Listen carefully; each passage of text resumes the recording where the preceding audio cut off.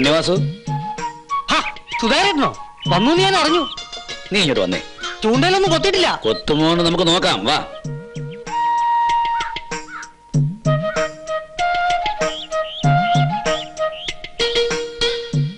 എന്താ സുധാകരേട്ടാ? നീ മതി. ഏട്ടൻ എസ് ഡി ബൂത്തിന് തറക്കല്ലിട്ടു അല്ലേ? തറക്കല്ലോ? ചേച്ചി പറയുന്ന ഉണ്ണിവാസുവിനെ കിട്ടിയ കാര്യം അമ്മേ. ഓ അതാണോ? വിചാരിക്കുന്ന ഏത് കാര്യം നടത്താനും ഇവിടെ ഓരോരുത്തർക്കും നല്ല സാമർഥ്യ. അവരുടെ ഏത് ആഗ്രഹത്തിനും അച്ഛനും അമ്മയും കൂട്ടു നിൽക്കുകയും ചെയ്യും. എന്റെ കാര്യം വരുമ്പോ മാത്രം ആർക്കും ചെവി കേൾക്കൂല. നിന്റെ ഏത് കാര്യത്തിനാ ഇവിടെ ചെവി കേൾക്കാതിരുന്നിട്ടുള്ളത്? എനിക്കൊരു സിന്ധി പശുവിനെ വാങ്ങിച്ചു തരാമെന്ന് പറഞ്ഞിട്ട് നാളെ എത്രയായി? ചേട്ടന്റെ കായക്കച്ചവടം വന്ന് ആഴ്ചയിൽ 3 ദിവസമായി.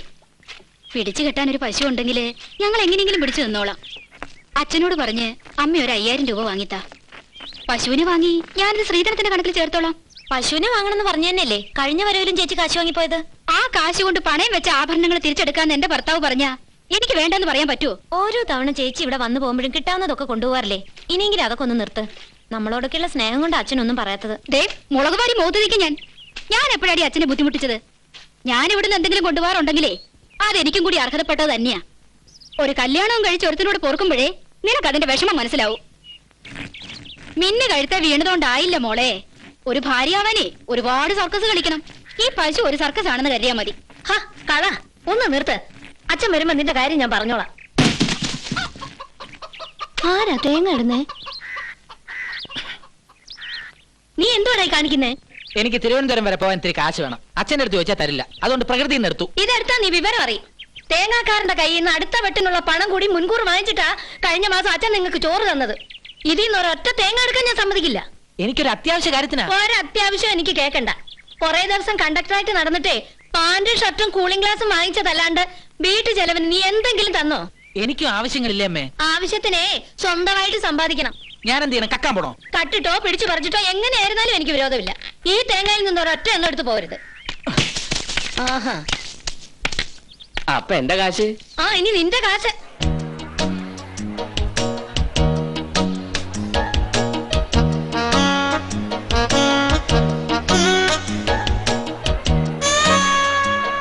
തിരിച്ചു വന്നു കഴിഞ്ഞിട്ട് 25 രൂപ കൂടുതലായിരുന്നത്. 50 രൂപ കയറ്റിയാലും വാങ്ങാൻ ആളുണ്ട്. സൂപ്പർ സ്റ്റാറിന്റെ പടവാ. പോരാത്തിന് 7 ഇടിയും. വേഗം ചെല്ല്. സീറ്റ് നമ്പർ ഒന്നും ഇല്ല. ടിക്കറ്റ് ഉണ്ടോ? ഞങ്ങൾ 4 പേരുണ്ട്. 4 ഉണ്ട്, പക്ഷെ 100 രൂപയാവും. എത്രയായാലും വാ. ബ്ലാക്കിലേ ഉള്ളൂ. 4 എണ്ണത്തിന് 100 രൂപ. സാരില്ല. തുറച്ചു നോക്കൊന്നും വേണ്ട. കുറച്ച് കാശിന്റെ ആവശ്യം ഉണ്ടായിരുന്നു. തൽക്കാലം ഈ ഒരു മാർഗ്ഗമേ കണ്ടുള്ളൂ. എനിക്ക് നല്ലൊരു പണി കിട്ടട്ടെ. നിനക്കും നിന്റെ കൂട്ടുകാരികൾക്കും എന്റെ ചെലവിൽ ഒരു മാറ്റിനി കാണിച്ചു തരാം. എവള് കൂടിയുള്ളതുകൊണ്ട് 100 വേണ്ട, 50 മതി.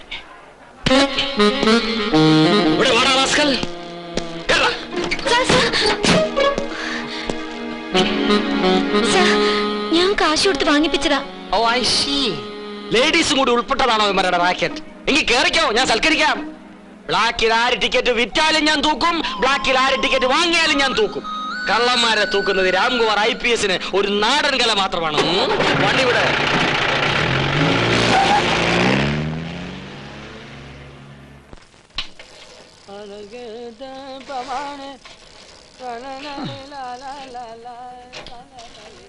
ഓരോ പുലിവാലേ. തുടക്കത്തിൽ തന്നെ പോലീസ് പിടിച്ചത് നന്നായി. ഇല്ലെങ്കിൽ നാളെ അവൻ വല്ല ബാങ്കും കൊള്ളടിച്ചാനെ. അതെ, നമ്മൾ തന്നെ അങ്ങോട്ട് ചെന്നിട്ട് കാര്യമുണ്ടോ? ഒരു വക്കീലിനെ കൊണ്ടുവരല്ലേ നല്ലത്. ഇപ്പൊ തൽക്കാലം ഞാൻ തന്നെ വക്കീലാവാ. നന്നായിരിക്കും. ആണുങ്ങളായ ഒരു ധൈര്യം വേണം. വാടോ.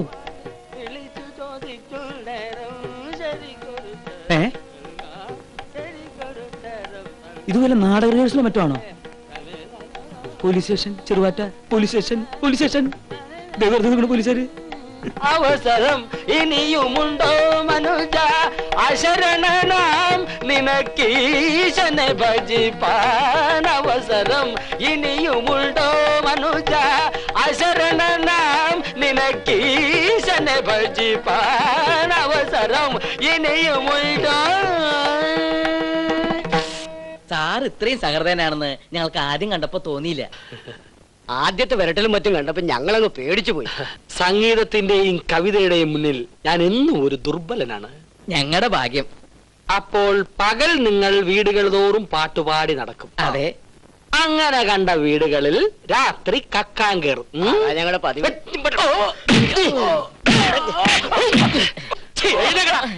കളവിന് സംഗീതത്തെ കൂട്ടുപിടിക്കണ്ട കള്ള റാസ്കൽസ്. നിന്നെയൊക്കെ ഒതുക്കാനാണ് ഞാൻ ഈ കാക്കി കുപ്പായിട്ടിരിക്കുന്നത്. എടാ കിടിപിടികളെല്ലാം ഒയ്യ മുറിച്ച് ഒറ്റക്കാലം നിൽക്കടാ. ഹാർമോണിയം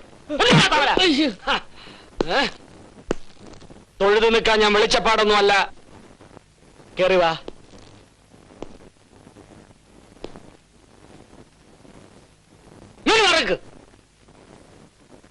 കാര്യം എന്താണെന്ന് തുറന്നു പറ. കളവോ കൊലപാതകമോ?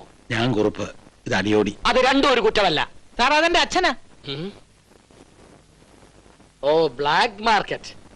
അച്ഛൻ മോന്റെ കളക്ഷൻ നോക്കി വന്നായിരിക്കും അല്ലേ? അല്ല, അവനൊരു വൃത്തികേട് കാണിച്ചതിന്റെ അകത്താണെന്ന് അറിഞ്ഞു. അപ്പൊ സാറ് മാന്യനായ ഒരു ഇൻസ്പെക്ടർ ആയതുകൊണ്ട് ഇവിടെ വരെ വന്ന് വിവരറിയാന്ന് വെച്ചു. സോപ്പിട്ടോ, പക്ഷെ പതപ്പിക്കരുത്. അല്ല, കുറുപ്പും ഒരു മാന്യനാണ്. അവൻ എന്തെങ്കിലും തെറ്റ് ചെയ്തിട്ടുണ്ടെങ്കിൽ സാർ അവനെ ചാർജ് ചെയ്തോളൂ. ഞങ്ങൾ വരട്ടെ. നിൽക്ക്. കുറുപ്പ് എന്ത് കുറുപ്പാണ്? കൃഷ്ണക്കുറുപ്പാ. എവിടെയാ താമസം? ഇവിടെ അടുത്താ. ജനിച്ചു വളർന്ന നാട്ടിൽ സ്വന്തം മകൻ പോക്കരുത്തരം. എനിക്ക് വളർന്നത് ചെർപ്പളശ്ശേരിയില്ല, ജോലിയായിട്ട് വന്നതാ. ചേർപ്പളശ്ശേരിയിൽ എവിടാ? പറഞ്ഞാൽ അറിയോന്ന് തോന്നുന്നില്ല. ചിറ്റാരിക്കൽ എന്ന് പറയും. ചിറ്റാരിക്കൽ ഒരു മാധവൻ ഉണ്ണിത്താനുണ്ടല്ലോ. ഉണ്ട്, ഞങ്ങൾ ബന്ധുക്കളാ. പക്ഷെ ഞങ്ങളാരും ഇങ്ങനെ ബ്ലാക്ക് ടിക്കറ്റ് വിറ്റ് നടക്കാറില്ല. മാധവൻ ഉണ്ണിത്താൻ ഒരു തീപ്പെട്ടി കമ്പനി ഉണ്ടായിരുന്നല്ലോ. ഉണ്ടായിരുന്നു, അത് കത്തിപ്പോയി. ഓഹോ, സാധാരണ തീപ്പെട്ടി കൊള്ളില്ലേ കത്താറുള്ളൂ. ഇത് തീപ്പെട്ടി കമ്പനി അങ്ങനെ തന്നെ കത്തിപ്പോ. ഭയങ്കര തമാശകൾ പറയല്ലയോ? ഇടയ്ക്കൊക്കെ പറയും. ഇതുപോലെ വല്ലതുണ്ടോ കയ്യില്? ചെറുതായിട്ടുണ്ട്. ആ, ഈ തീപ്പെട്ടി കമ്പനി എരിഞ്ഞപ്പോ നഖശിഖാന്തം പൊള്ളി ഒരുത്തനെ ചേർപ്പളശ്ശേരി ഗവൺമെന്റ് ആശുപത്രിയിൽ കിടത്തിയിരുന്നു 8 മാസം. അറിയോ? അറിയാം. ഒരു നാരായണൻകുട്ടി.